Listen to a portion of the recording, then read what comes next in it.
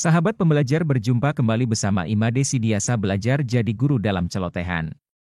Celoteh kita hari ini membahas tentang informasi terbaru terkait tunjangan sertifikasi guru Triwulan 1 yang disampaikan oleh tim validasi kepada para guru. Penjelasan mencakup perbedaan tampilan pembayaran di Info GTK, jadwal pencairan tunjangan, dan peluncuran Dapodik versi 2025. Tim validasi mengklarifikasi mengenai proses yang berbeda untuk transfer daerah dan pusat, serta memberikan kabar baik tentang kemudahan baru di Dapodik yang memungkinkan lebih banyak wakil kepala sekolah diakui, yang bertujuan untuk mempermudah pencairan tunjangan. Nah, 4 berita apa saja yang benar menurut versi channel Guru Abad 21? Mari kita simak beritanya. Namun sebelum kita lanjut, bagi sahabat pembelajar yang belum subscribe silahkan subscribe, like, komen dan share channel ini untuk mendapatkan celotehan terupdate. Bagaimana pendapat sahabat pembelajar? Silahkan sampaikan pendapatnya di kolom komentar.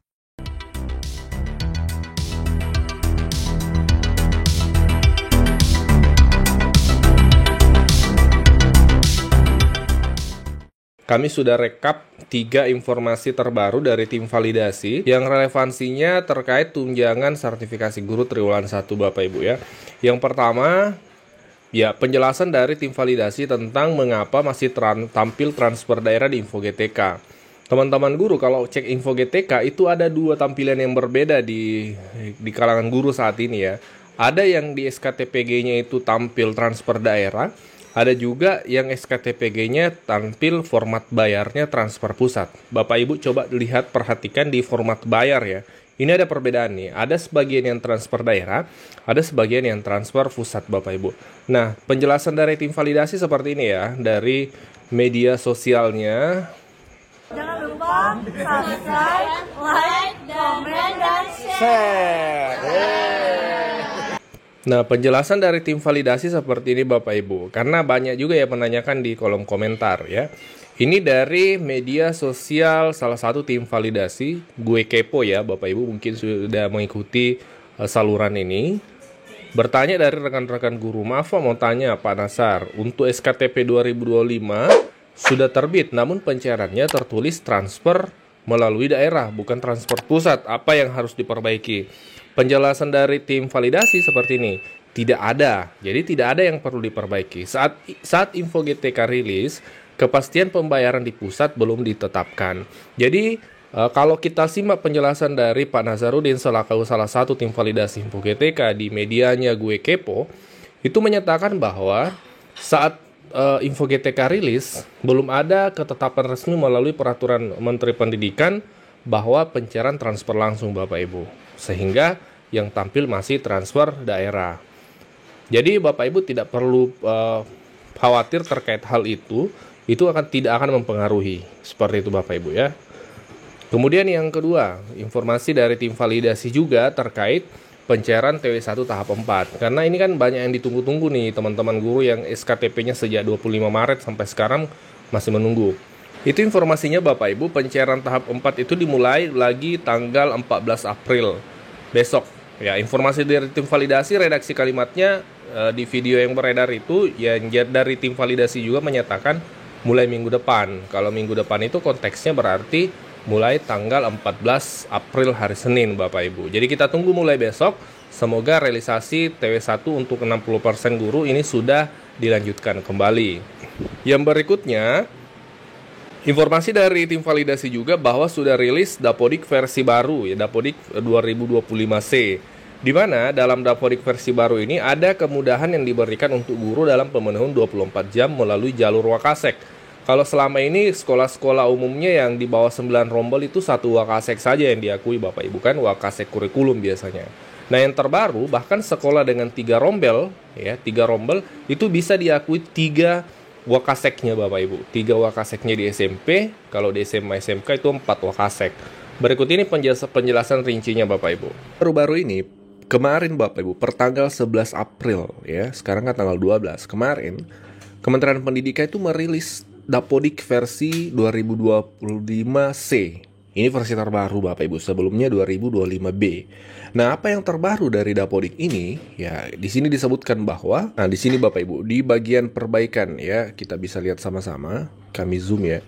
Nah, ini Berikut adalah daftar perbaikan aplikasi Dapodik versi 2025C. Jadi yang diperbaharui adalah ada 3 Bapak Ibu. Yang pertama, validasi terkait perhitungan wakil kepala sekolah. Ini yang perlu Bapak Ibu pahami. Kami akan jelaskan secara detail sebentar. Yang kedua yang diperbaharui adalah validasi PKL untuk kelas 13 bagi SMK. Kemudian yang ketiga, isian MPWP PTK menjadi 16 digit. Nah, ini 3 yang diperbarui. Yang pertama tadi adalah terkait perhitungan wakil kepala sekolah. Kita umumnya selama ini mengenal terkait ke wakil kepala sekolah itu dibawa dari 9 rombel, itu kan 1 waka saja Bapak Ibu, 1 wakil saja. Nah, ada pembaharuan. Dan hal ini juga dijelaskan oleh admin dari Info GTK ya, melalui siaran mimin di balik layar ya, nama akunnya. Bapak-bapak ini adalah salah satu admin validasi Info GTK Bapak Ibu. Nah, kami sudah breakdown, kami sudah uraikan beberapa poin yang disampaikan oleh beliau terkait versi baru Dapodik 2025C ini. Jadi ada 4 hal baru yang kami uraikan, yang kami rangkum dari penjelasan Bapak tadi Bapak Ibu. Yang pertama yaitu sudah diakui 3 wakasek di SMP. Umumnya kan 1 wakasek saja Bapak Ibu. Untuk mendapatkan 2 wakasek minimal kan 10 rombel. 1 sampai 9 rombel itu 1 wakasek saja. Wakasek kurikulum kan nih Bapak Ibu yang terbaca di Dapodik jamnya. Nah, kalau mau 3 wakasek itu minimal 19 rombel. Itu regulasi selama ini di Dapodik selama ini. Nah, itu diperbaharui.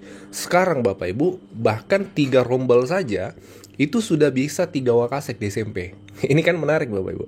Ini yang kami maksud mempermudah, karena selama ini banyak teman-teman guru yang lama di kode 02 menunggu pencairan nanti di akhir-akhir karena jamnya tidak mencukupi 24 JP di sekolahnya kan seperti itu. Nah, sekarang sudah diakui 3 wakasek di SMP.